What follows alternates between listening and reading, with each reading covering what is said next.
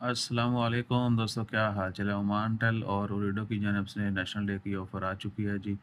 अभी आपको स्क्रीन के ऊपर चल के दिखाते हैं।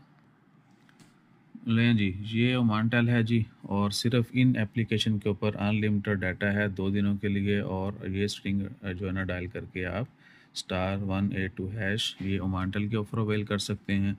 और ये होगी जी यानी 18 आज शुरू हुई है और 20 नवंबर की रात 12 बजे तक। That's it. ठीक है। ज़्यादा नहीं है। और इसी तरह जो है ना, ये है ओरिडो की। ठीक है जी, ओरिडो।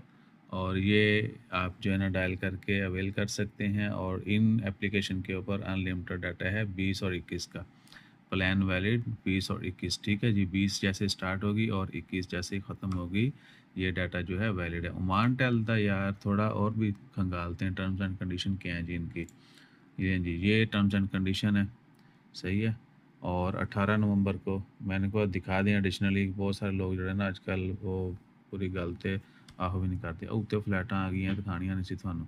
अच्छा, सो सीन ये है जी कि 18 से लेके 20 की रात शाम जो है वो नहीं, मिडनाइट तक जो है, जैसे डेट चेंज होगी ख़त्म हो जाएगा।